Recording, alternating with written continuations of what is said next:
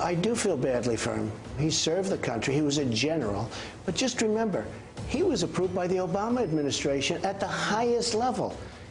And when they say we didn't vet, well, Obama, I guess, didn't vet, because he was approved at the highest level of security by the Obama administration.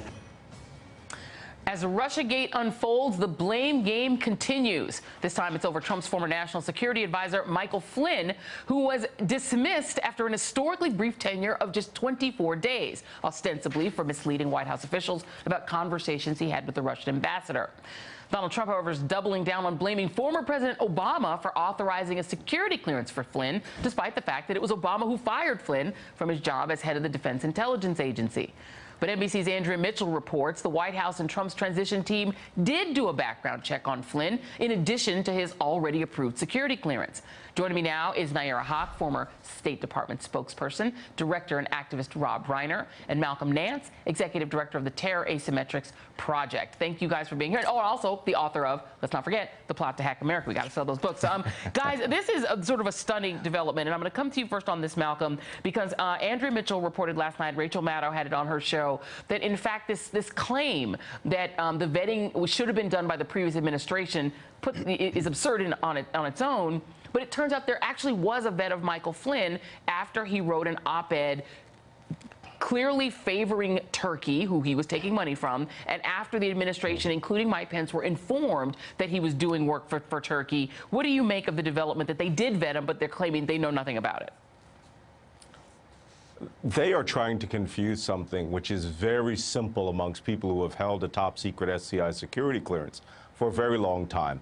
When you get your security clearance, you are given that clearance, and then that clearance is valid for 5 years.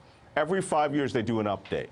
Once you've had that update done, you have the ability to be given access to top secret or whatever level information that they allow. Mike Flynn got his security clearance 5-year update done in 2016, which is just a standard thing that was performed at the Defense Department. However, the vetting for the White House is a completely different animal. That is done by the White House staff, and even though he held a top secret clearance, he could have been restricted to his access. And there are two entirely different things that are going on here. They're talking about Obama doing the security clearance, but in fact, his access to top secret information is allowed by the White House as the new convening authority that is responsible for him and giving him information. So they should have vetted him much, much more carefully, but he still has his clearance. I mean, even now, he may still have his clearance as opposed to his access. And, you know, Nayyera, to that very point, you have all of these people who should know that, right, in government. Malcolm Nance just explained it to us. Susan Hennessy, who's a Brookings fellow, who was at the Lawfare blog, explained the exact same thing that we just heard from Malcolm Nance, that there's always a reinvestigation after you've been out of access for a while. He'd been fired from the DIA, so he was out of government. But inside of the Trump White House, you still see this doubling down on a sort of ignorance of the process. Jefferson Sessions, who is the Attorney General of the United States, who is the one member of the Trump team with governmental experience, he was a United States senator. This is him attempting to explain away the non-vetting or vetting and then forgetting that they vetted of Michael Flynn. This is Sessions on Friday. He's been, was part of the White House advisor on the national security issues. So we need to do a good job of vetting that, but that's a complex issue, and I'm not sure anyone could be expected to find that. Are you comfortable with the level of vetting that was done? Well, I'm comfortable that they're working hard to do vetting, but it's obvious that oftentimes you don't catch everything that might be a problem. Well, they work hard on vetting. They do the best they can. It's impossible to know everything. The first was on GMA and the second was on NBC.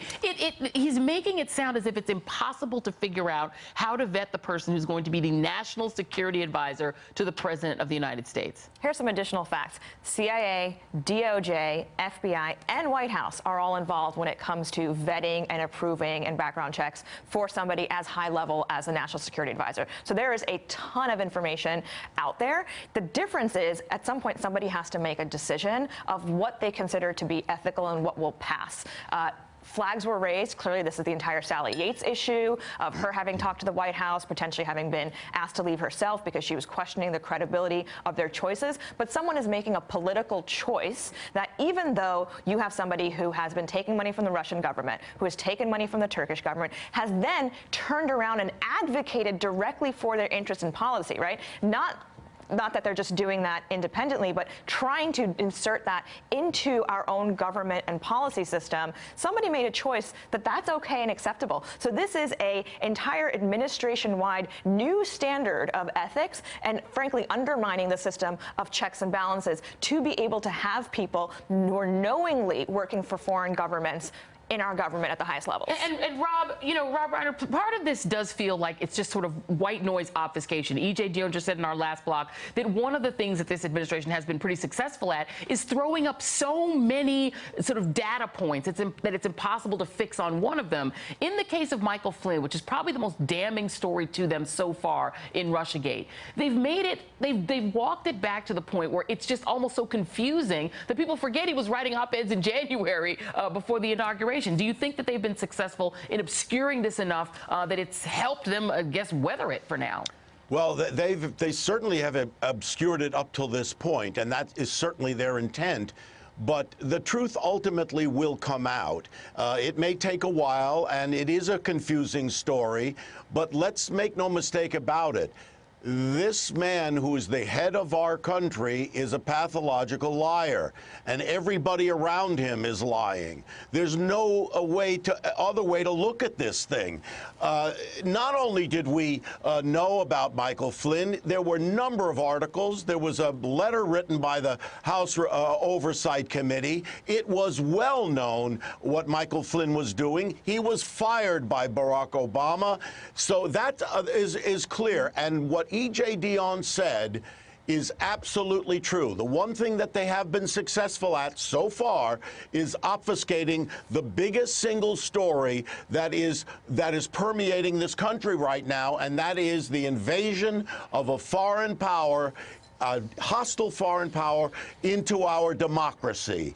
And the Michael Flynn story, aside from the fact that he was taking money from Turkey, from Russia, from places, and clearly that's a criminal behavior, the main part of this story, and something that we haven't even talked about, is why? Why, with the White House knowing full well that this is who he was, they still appointed him National Security Advisor. And that goes to the story of why Sally Yates has been kicked off the stage. She'll now come back on, and that is she overheard Michael Flynn talking to the Russian ambassador Kislyak about getting rid of the sanctions. That's the story, and that's where we have to start thinking about the undermining of our democracy. And let's take this story to the next level, which is it's not just Michael Flynn. I mean, you have people like Seb Gorka who are there, who is an avowed Nazi sympathizer, and he is in the White House apparently doing our counter-extremism policy. So the cognitive dissonance is there and present, and trying to cover that up is part of the administration agenda. Yeah, and the exact question that Rob Reiner just asked, Elijah Cummings sort of asked that in a similar vein, and I think it ties in what you were just saying a minute ago. Let's listen to Elijah Cummings asking, I think, what is the salient question here about Michael Flynn in the White House. I honestly do not understand why the White House is covering up for Michael Flynn. I don't get it. After the president fired him for lying. These guys are playing games. And when you see Mr. Spicer, you can tell him I said that today. They're playing games. If we cannot come to a conclusion there and get the documents, then there'll have to be subpoenas. Malcolm, at the end of the day, it is not about Michael Flynn. This is a White House that hired him knowing who he was and what he was doing. The vice president claimed he had no knowledge, had no idea what he was doing. When he did, they were all informed of it. Sally Yates informed them of it. As Nayyera just said, they knew what was going on, as Rob said. How do we get to the question or the answer? Who coordinated and made it such that this many people with ties to Russia wound up either in that campaign or in that White House? Do you feel confident that we will ever get to that question, that answer? I believe we will get to that answer. And, you know, to give credit to a component of the White House, there are two White Houses going on here. You have the General McMaster, General Mattis White House, which apparently has none of these problems. Everybody is vetted, people are cleared. And then you have the political White House, which are all of the actors who came in before McMaster's took over as National Security Advisor. And they have components of their lives, actions, things that they have said, which stem from just being patently political to, in some cases, being extremely, extremely tied to a hostile nation and possibly to a hostile intelligence agency. Right. That story up to the minute McMaster is hired as National Security Advisor, everything before that is going to be a dramatic story in the history of the United States, and quite possibly the worst scandal. And the only thing Donald Trump has going for him is that he has McMaster and Mattis to maintain the continuity of this government. Yeah. At this point, and they are the only benefit that again, he has in his interest. I think it's clear that this is the biggest story and biggest scandal in a presidential administration, probably in U.S. history. It's very confusing. It's hard to follow, but we really appreciate always having you guys to help us do that. Thank you, Nayyera Haq, Rob Reiner, and Malcolm Nance. Appreciate you guys. And up next, the Trump name is tanking sales. Sad. Hey there, I'm Chris Hayes from MSNBC. Thanks for watching MSNBC on YouTube. If you want to keep up to date with the videos we're putting out, you can click subscribe just below me or click over on this list to see lots of other great videos.